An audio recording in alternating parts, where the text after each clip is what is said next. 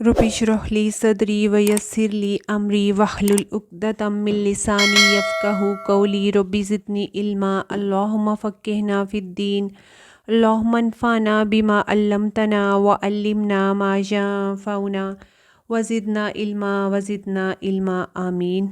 अस्सलामु अलैकुम व रहमतुल्लाहि व बरकातुहू। कैसे हैं आप सब लोग? अल्लाह ताला आपकी हिफाजत फ़रमाए, आमीन। लेसन नंबर 18 आयत नंबर 83 टू 84। यहाँ से बनी इसराइल की तारीख़ का एक और रुख आप देखेंगे। बज़ाहिर हम देखेंगे बात बनी इसराइल की हो रही है, मगर हकीकत ये है कि बनी इसराइल के रवैये को हमारे सामने खोल कर बयान करके दरअसल हमें समझाया जा रहा है कि तुम वो नहीं करना जो वो कर चुके हैं। ये सिर्फ़ किस्से नहीं बल्कि इबरत हैं।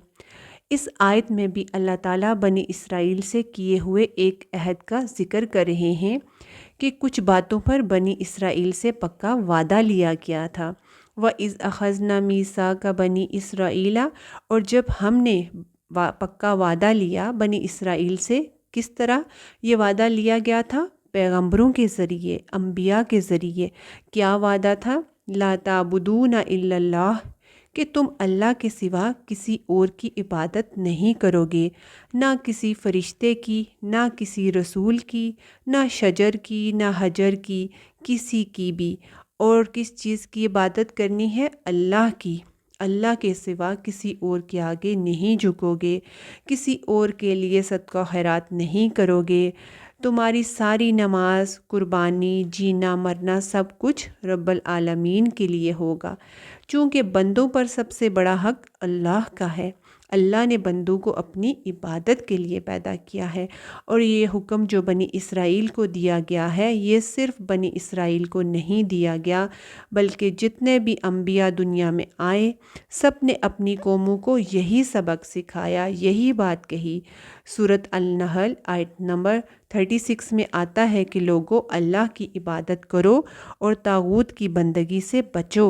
यानी तमाम अम्बिया का एक ही पैगाम रहा है। क्या पैगाम? अल्लाह की इबादत करो, हर तरह की अतात और बंदगी सबसे पहले अल्लाह का हक है, और जहाँ अल्लाह का हक हो वहाँ किसी और की बात नहीं मानी जाएगी। और क्या कहा?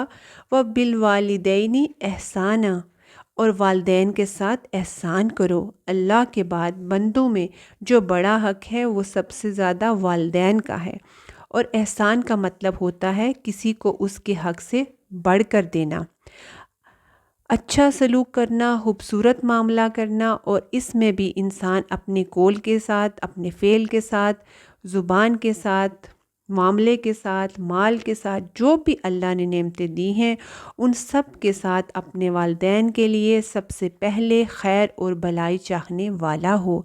अपनी ज़ुबान के साथ तुम अपने वालदैन से कैसे अच्छा सलूक कर सकते हैं? उनसे नरमी से बात करके। सूरह बनी इसराइल में है आयत नंबर 23 और 4 में फ़रमाया, अगर उनमें से एक या दोनों तुम्हारे पास बुढ़ापे की उम्र को पहुँचे तो तुम उन्हें उफ़ भी ना करना, यानी उनसे बात करते हुए बदतमीज़ी ना करना। और फरमाया, ना उन्हें डांटना और उनके साथ इज़्ज़त से बात करना। तो माँ बाप के साथ एहसान की पहली शक्ल क्या है? ज़ुबान से एहसान, बात में एहतराम, अदब सलीका।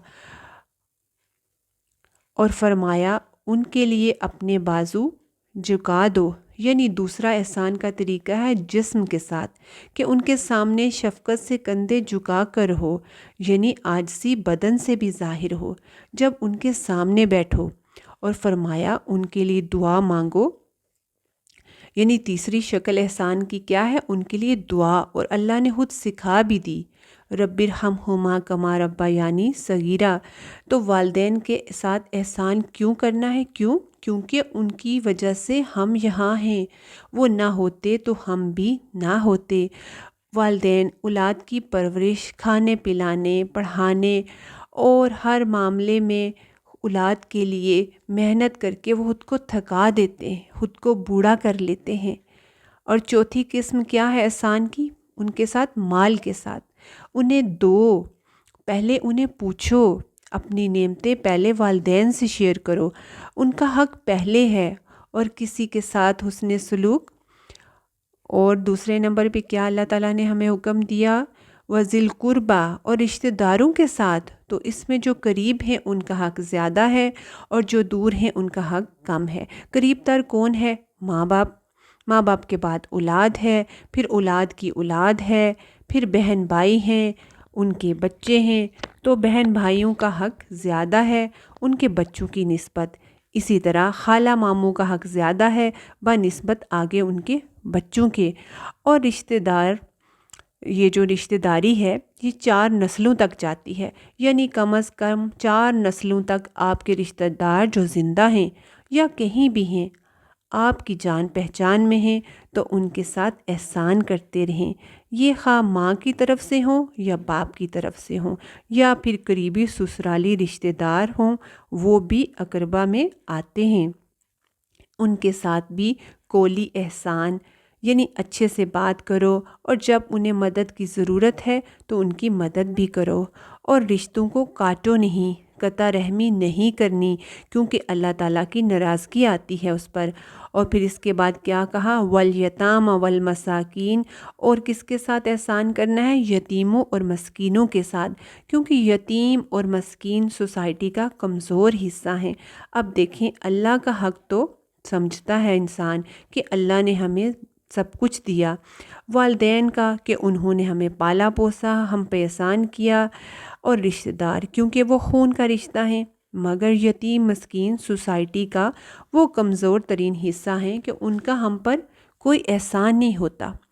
پچھلی کیٹیگری میں کون لوگ ہیں جن کے ہم پر احسانات ہیں، اور لہٰذا ہمارا فرض ہوتا ہے، بنتا ہے، ہم سمجھتے ہیں کہ ان کے احسان لوٹائیں، مگر کیونکہ یتیم مسکین کا ہم پہ کوئی احسان نہیں ہوتا، لیکن اللہ تعالیٰ کیا چاہتے ہیں کہ جنہوں نے احسان کیا انہیں بھی دو، اور ان کے ساتھ بھی اچھا سلوک کرو جنہوں نے تمہارے ساتھ کبھی کچھ بھی نہیں کیا۔ یہ اسلام کی اخلاقی تعلیمات ہیں جو بنی اسرائیل کو اور ہمیں بھی دی گئی ہیں۔ یتیم کو کیوں؟ کیونکہ باپ کے مرنے کے بعد یتیم بچوں کی ضروریات، ان کی تربیت اور بعض اوقات ان کے مال کو سنبھالنا، ان کے مال کی حفاظت، اس کی دیکھ بھال، اس کے لیے کوئی انسان اویلیبل نہیں ہوتا، کیونکہ ہر شخص اپنی زندگی میں مصروف ہے۔ اور پھر یہ بھی لوگ سمجھتے ہیں کہ آج ان کو سنبھالا تو پھر یہ ہمیشہ کے لیے ہمارے پلے پڑ جائیں گے، تو کسی طرح ان سے جان چھڑا لیں۔ اور کبھی جان چھڑانے کے لیے ویسے ہی بے جا بے روحی برتتے ہیں، غصہ کرتے ہیں ان کے ساتھ، اچھا معاملہ نہیں کرتے، حالانکہ ان سے احسان کا معاملہ کرنے کا بولا گیا ہے۔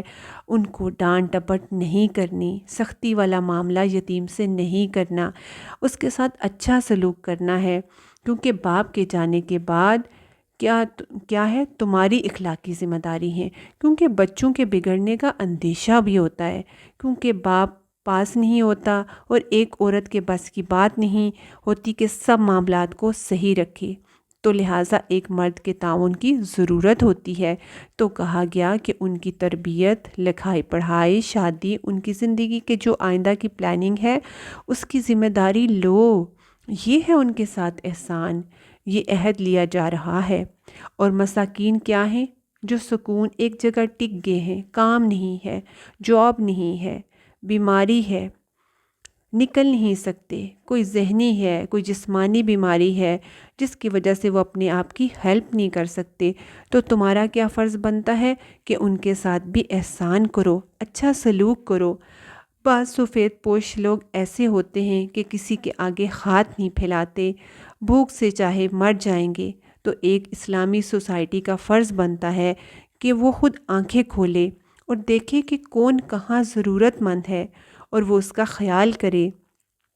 اور احسان کا جو بولا گیا ہے، تو احسان اس وقت ہوتا ہے جب آپ دوسرے کے رویے سے بہتر رویہ اختیار کرتے ہیں، یعنی دوسرے سے بڑھ کر وہ جیسا بھی کرتا ہے تم اس سے اچھا کرو، ورنہ تو آپ دیکھیں گے کہ آپ کو ہر ایک سے کتنی شکایتیں بھی ہوں گی کہ آپ کسی کے لیے کچھ کر ہی نہ سکیں گے، کیونکہ کسی کو والدین سے، کسی کو رشتہ داروں سے شکایتیں ہوتی ہی ہیں۔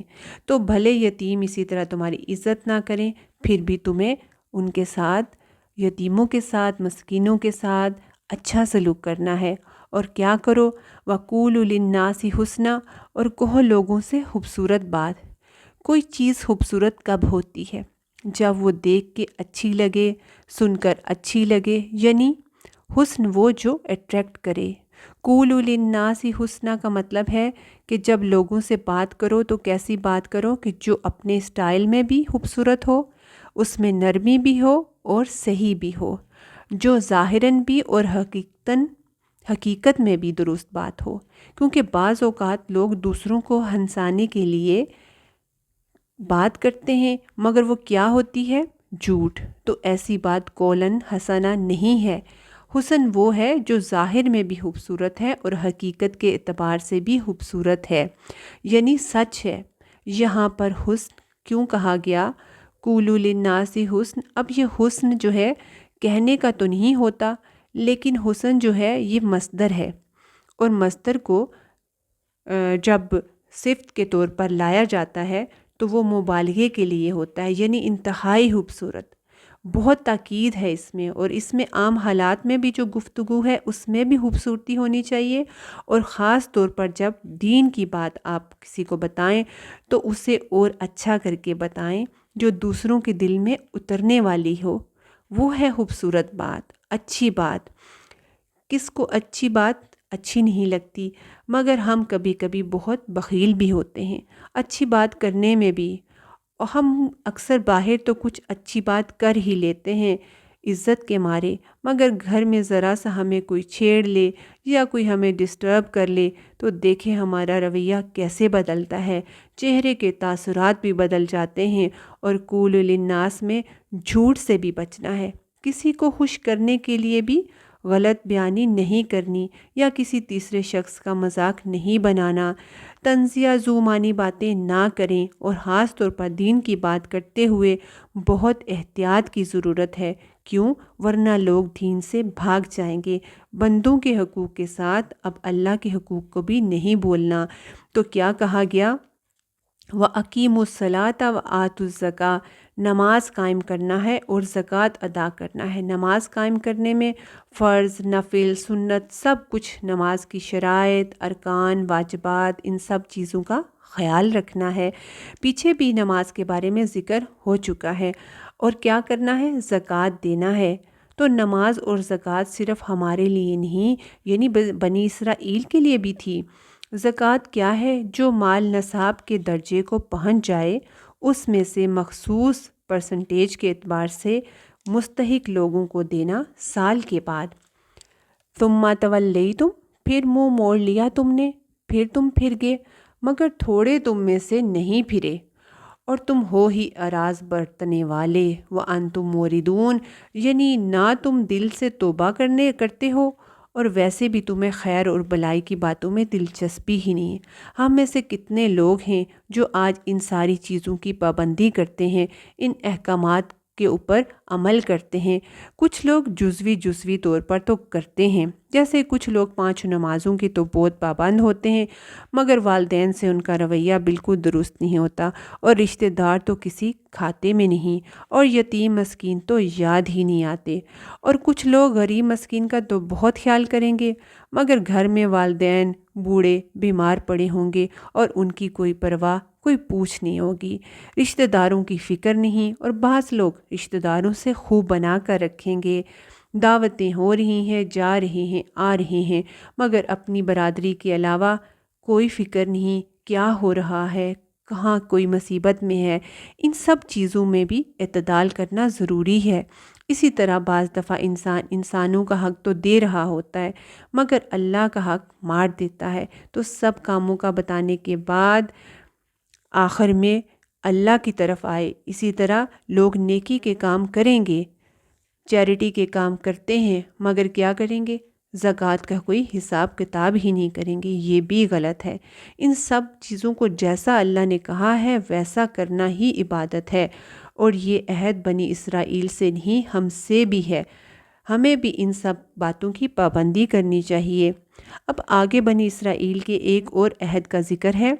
وَإِذْ أَخَذْنَا مِيثَاقَكُمْ لَا تَسْفِكُونَ دِمَاءَكُمْ وَلَا تُخْرِجُونَ अनफुसकुम मिन दियारिकुम सुम्मा अकररतुम व अंतुम तशहदून।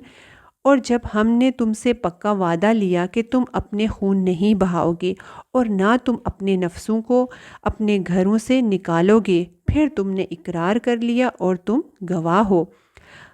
अपने से मुराद किसके? बनी इसराइल के, यानी उस दौर के मुसलमानों का खून नहीं बहाएंगे, कत्ल नहीं करेंगे, ये अल्लाह ने वादा लिया था उनसे। और ना अपने बहन भाइयों को उनके घरों से निकालोगे। अब आप देखेंगे कि कितना ज़्यादा एहसास दिलाया जा रहा है अल्लाह की तरफ से कि किसी का कत्ल अपना कत्ल है। किसी को उसके घर से निकालना ऐसे ही है जैसे तुम अपने आप को घर से निकाल रहे हो। यहाँ ख़ास तौर पर घरों की बात की गई है, क्योंकि इंसान को अपने घर वतन से बहुत प्यार होता है। और बाज़ उलमा ने यहाँ तक लिखा है कि किसी को उसके वतन से निकालना बसा औकात कत्ल से भी ज़्यादा शदीद है, क्योंकि कत्ल में तो मार दिया जाता है किसी को, मगर उसके घर से निकालना, वतन से निकालना बहुत बड़ा टॉर्चर है। तो अल्लाह ने कहा तुमने मिसाक भी किया, अहद किया, इकरार किया और तुमने गवाही भी दी कि हाँ ऐसा ही होगा। यहाँ थोड़ी सी मदीना के यहूद की तारीख़ आपको मालूम होनी चाहिए। जैसे कि यहूद के कुछ कबाइल मदीना आकर आबाद हुए थे और मदीना की सरज़मीन उन्हें उन निशानियों के मुताबिक लगती थी जिसमें नबी सल्लल्लाहु अलैहि वसल्लम की आमद की जगह और उस इलाके का ज़िक्र था कि आखिरी नबी ऐसे इलाके में आएगा। तो जब उन्होंने इस इलाके को देखा तो उसमें बस गए। 3 बड़े कबीले थे जो मदीना के अंदर और बाहर रहते थे, बनु कैनका, बनु करेज़ा और बनु नज़ीर। मदीना में एक तरफ ये कबाइल और दूसरी तरफ ओस और हज़रज के मुशरिकीन कबाइल थे, अरब लोग थे। इन यहूद के कबाइल में आपस में नफ़रतें थी, आपस में बटे हुए थे, आपस में इनकी चपकलश चलती रहती थी। हालांकि होना तो ये चाहिए था कि एक उम्मत, एक जिस्म और एक मकसद और आपस में इत्तेहाद व मोहब्बत हो, मगर हाल क्या था जो आज हम मुसलमानों का है। मुसलमानों के मुख्तलिफ़ रंग और नस्ल में तकसीम, इलाके, कबाइल और कौमें एक दूसरे के ख़िलाफ़ कुछ ना कुछ चपकलिश करती रहती हैं। यही हाल उनका था। अब ये क्या करते थे कि अपने दुनियावी मुफादात के लिए मुशरिकीन से इत्तेहाद कर लेते थे। जैसे आजकल मुसलमान अपनी कौमी सियासत के तहत देखते हैं कि हमें फ़ायदा किस मुल्क से है, ये नहीं देखते कि वो कौन है और उसके साथ इल्हाक कर लेते हैं, दोस्ती कर लेते हैं। और ये आपस में इत्तेहाद करने की बजाय यहूद जो थे मुशरिकीन कबाइल से इत्तेहाद करते थे।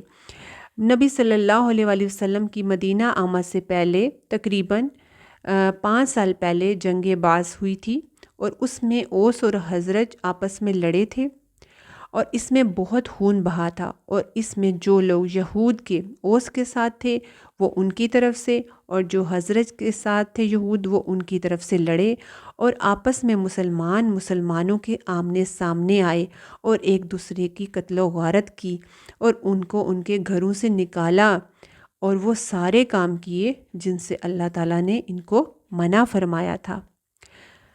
अगली आयत में मज़ीद इनकी नाफरमानियों और वादा खिलाफ़ियों के बारे में हम इंशाल्लाह जानेंगे। आज का सबक हमारा यहीं तक है। अस्सलामु अलैकुम व रहमतुल्लाहि व बरकातुहू।